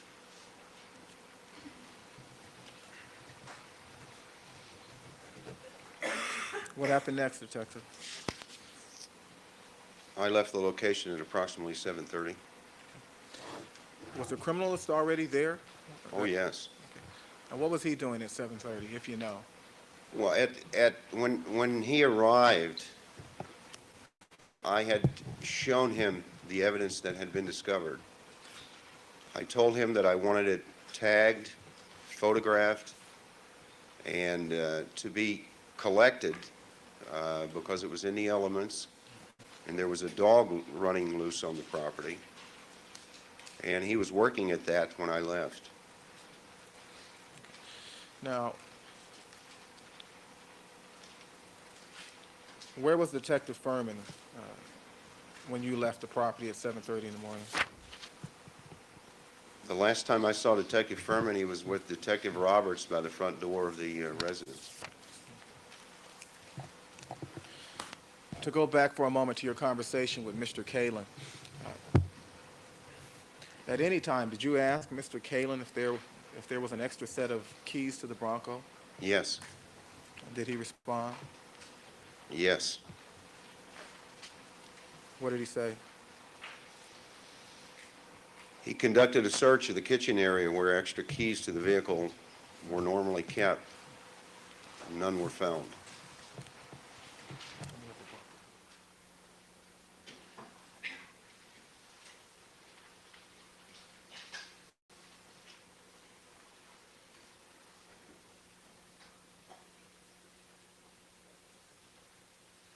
That's interesting because if OJ did it, he wouldn't use spare keys. He would use his keys unless he always had a chauffeur for the Bronco, which I don't think.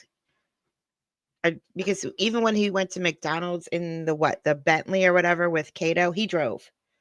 So I don't think he had a chauffeur for the Bronco. I think he drove his own Bronco. Except for the wild police chase with the Bronco, he wasn't driving the Bronco then, was it? His friend was driving, or his cousin, or um brother, or whatever.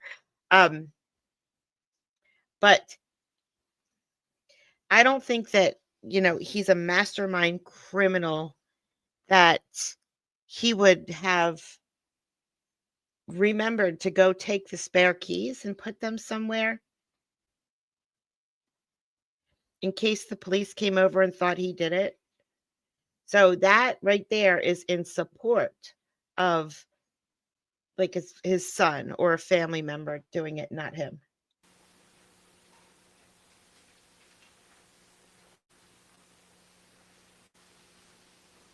Also, I think jumping over the fence back at Cato's air conditioner also in my head supports a family member or a son doing it and not him.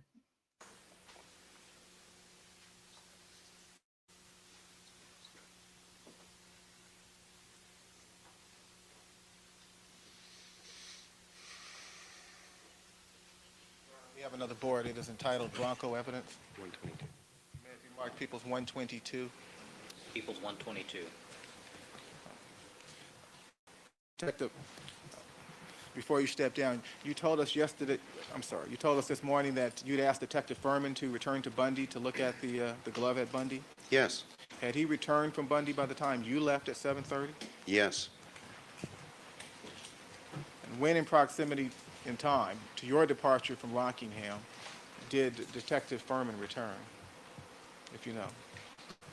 He arrived, I believe, about the same time as the criminalist or shortly after the criminalist, which would have been 7:10 to 7:15.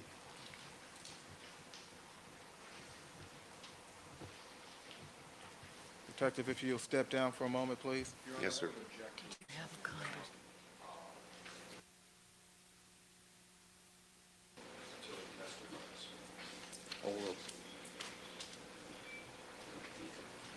He's not going to ask what Furman found out about the glove? Detective, showing you the board marked People's 122 and entitled Bronco Evidence. First, in the upper right-hand corner, does that Never mind. photograph depict the Bronco you saw parked at 360 North Rockingham? It would appear to, yes. And showing you the photograph marked A on People's 122. What is shown in that photograph? That is the inside of the driver's door of the vehicle. And the white tags? You see white tags in photograph A? Yes, I do. And what are those tags intended to indicate? Those are criminalist evidence tags that are placed there where evidence is located on the inside of the vehicle. That's to photograph and document the location of the items. Okay. What items are being marked in this photograph? There's blood. What appears to be blood at these areas inside the door of the car. Did you see that blood in the Bronco? I saw blood inside the Bronco on the driver's door here along the top and along this area here. You're indicating 21 and 22. okay. You also see an evidence tag number 23 in that photograph, is that right? Yes, sir. Okay. Did you see blood at that location? I don't recall seeing it there. There was no, not at that time. I don't recall seeing it there. Okay. And directing your attention to photograph B. Yes, sir. What is shown in that photograph? That's the console area, passenger side of the vehicle.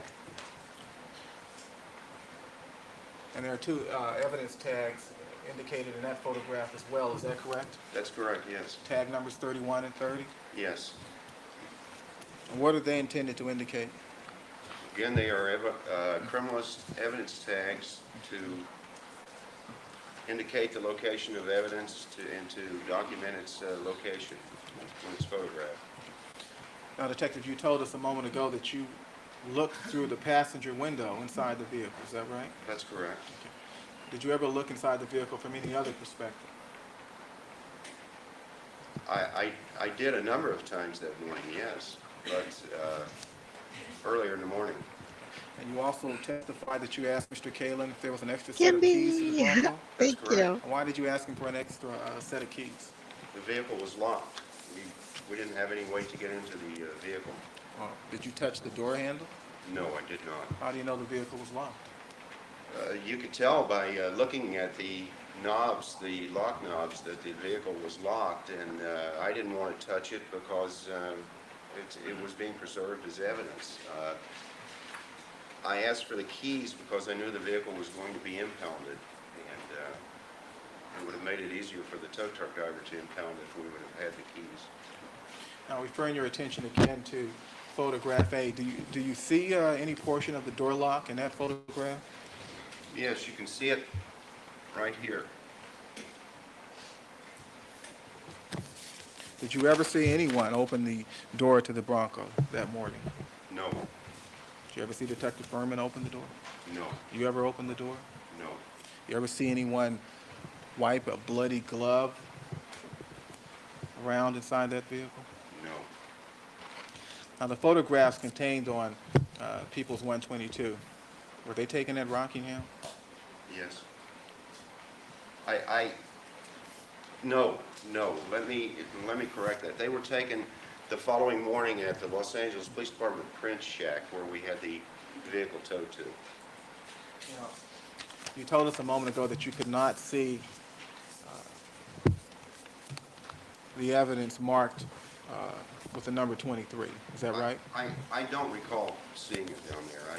I could have, but I don't recall at this point. You didn't open the door to look? No.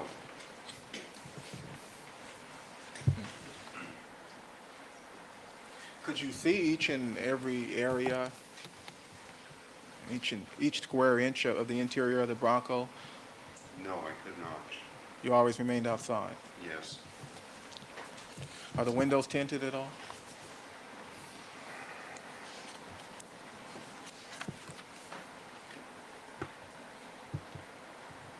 To the best of my recollection, I don't believe they are, but I'm not really positive on that. Thank you, Detective. Can we take the stand?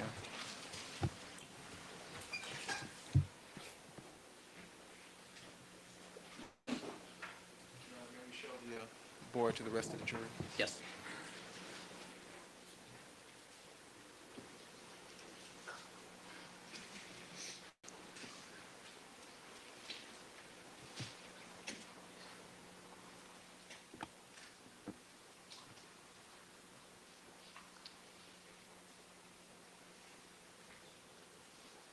All right, now, who wants to bet the next words that come out of his mouth are going back to the, so he can re-ask the same old questions. I don't know, but going back to the Bronco, going back to the gate. Now, the white markers with the numbers I we've was been wrong. looking at, those are evidence markers? Yes, that's correct. Okay. Were those items collected? Yes. They were collected by the criminals? Yes.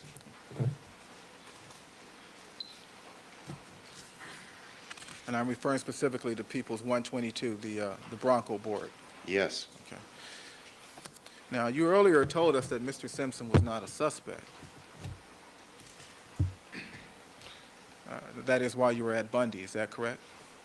At what point are you asking me, sir? Okay, well, after your first walkthrough at Bundy, was he a suspect? No. And when you first arrived at Rockingham, was he a suspect? No.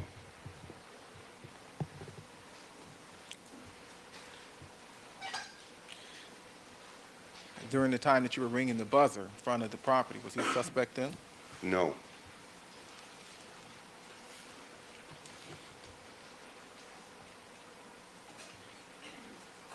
And when you rang the front door at Rockingham, was he a suspect then? No.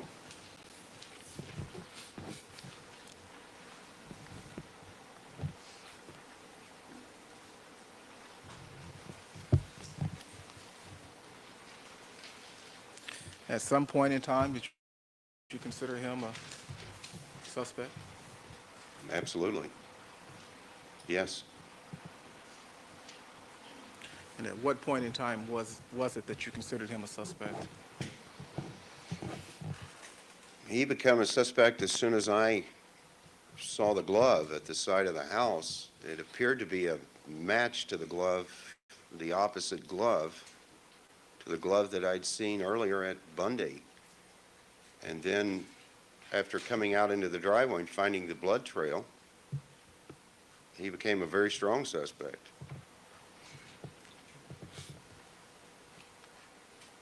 And how, if at all, did your observations of the blood inside the Bronco figure into your decision that Mr. Simpson was a suspect? That appeared to be the mode of transportation that had transported the blood trail from Bundy to Rockingham.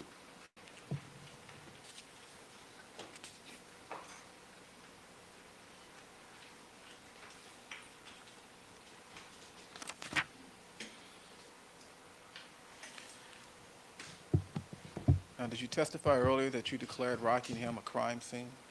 That's correct.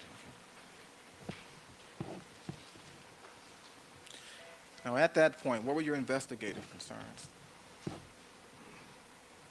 At what point, sir? At the point in time that you declared Rockingham a crime scene? At that point, my investigative concerns was to ensure that the location was secured, that there was no destruction of evidence, and to further the investigation by getting a search warrant for the interior of the residence. And did you obtain a search warrant? I did. Okay. Did you consider the Bronco evidence at all? Oh, absolutely, yes. Okay. Now, what steps did you take to preserve the Bronco? I had a uniformed officer stationed on the vehicle with instructions to protect it, not to let anyone approach or do anything with the vehicle. Okay. Well, you've seen some of the photographs shown by the defense in this case. I have? Did you see the photograph of the woman peering through the window of the Bronco? Yes. How did that happen, if you know? Well, I wasn't there at that time, so I can't tell you how, but it upsets me that it did happen.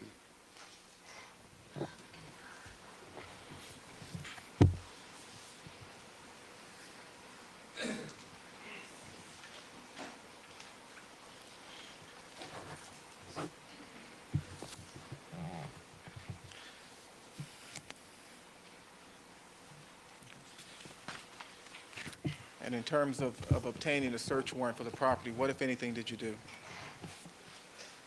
I left the location of Rockingham, drove to the Bundy location to inform my partner very briefly of what I'd found, and then proceeded to West LA Station, where I sat down and worked on the warrant. Now, did you actually leave Rockingham at 7:30 a.m. that morning? Approximately 7:30, yes. Okay. What time did you leave Bundy the second time? It's probably 7:45, Okay. So you left Detective Lang's presence at 7:45? approximately 7:45, yes, And where did you go at that particular point in time? to West Los Angeles Station, And what time did you arrive there? close to 8 o'clock. And you returned to Rockingham at some point? Yes, And why did you go back to Rockingham? I had a search warrant, And what time did you return to Rockingham? approximately noon.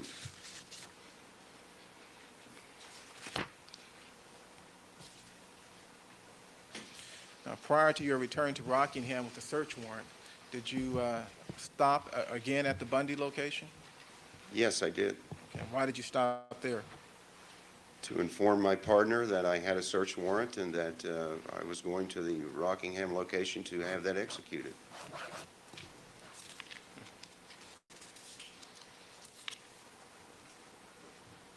And when you returned to Rockingham at approximately noon that day, were other detectives at the location? Yes, Was Detective Furman there? yes. What are the names of the other detectives that were at Rockingham at that time? Detective Roberts was there, Detective Looper, Detective LaFall, and I don't recall any other detectives at that point. Were there some uniformed officers at the location at that time? Yes, How many uniformed officers were there at the location at that time?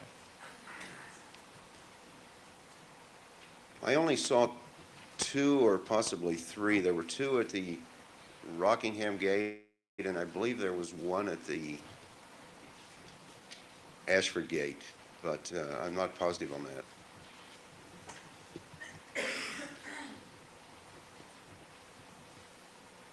Are you acquainted with Officer Thompson? I believe it was Al I now Gore, know who he David. is, yes. Did you see him at the location, that is at Rockingham, when you returned at 12 noon? I did. And was a search conducted of Mr. Simpson's home at that time? Shortly after that, yes. Did you conduct that search personally? I did not.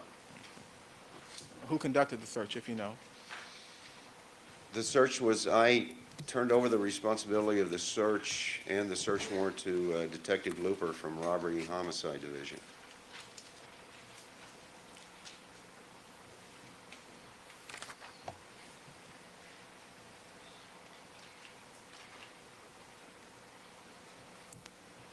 And why did you do that, Detective? Because I had to leave the location. May I have one moment, Your Honor? Certainly.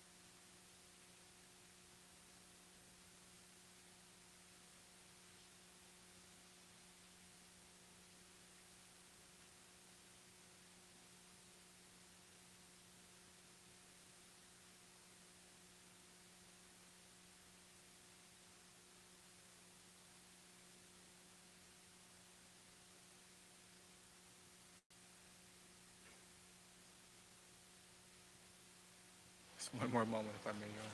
Certainly.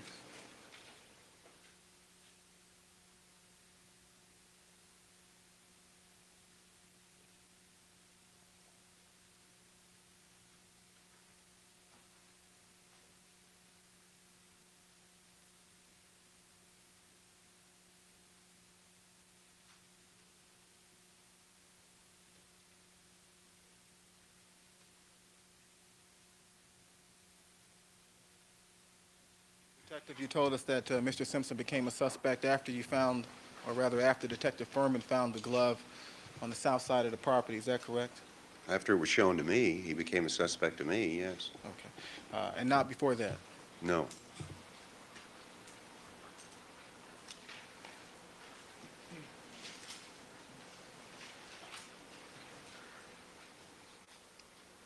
Can we approach off the record for a moment? Certainly.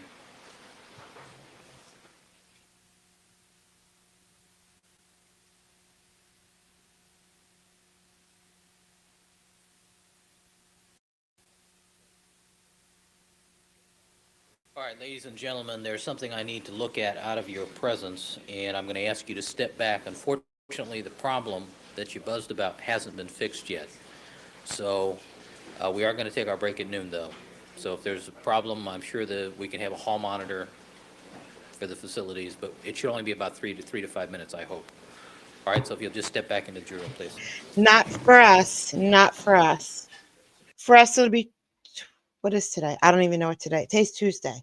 So for us, it'll be 48 hours, give or take 5 or 6 hours.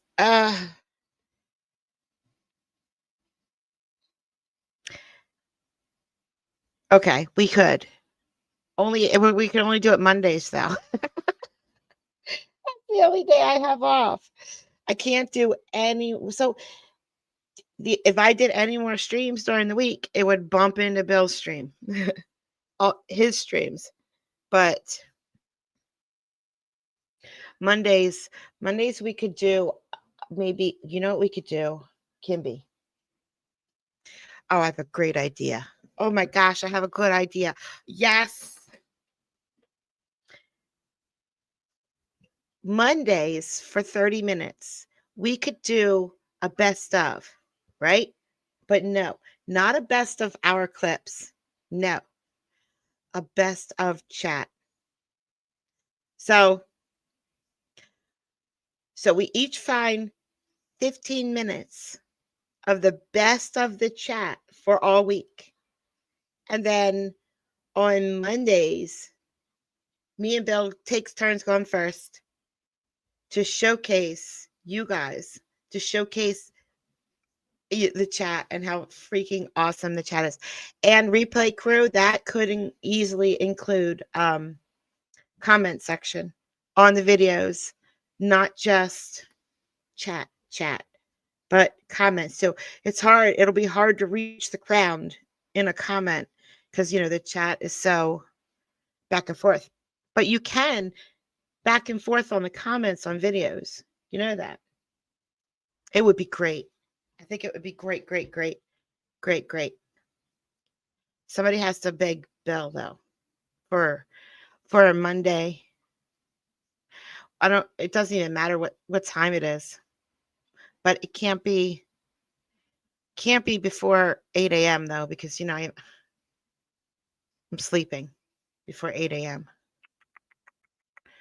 And it probably shouldn't be between 8 and 7 p.m. because that's when we're getting our content. If we don't have content, we're screwed. I could sacrifice one computer though for 30 minutes. Easy. Sorry, Emily, I sick Donald on you. I don't know what to say. You're a big girl. You can handle it. At least you didn't put an A in that word, Donald. I'm not going to tell you which word. I'll let you figure that out. I will work on it too. I will start finding good. I'm going to keep all of my comments in mind, all my chat in mind as I go through this week. See if we can get it done for Monday. All right.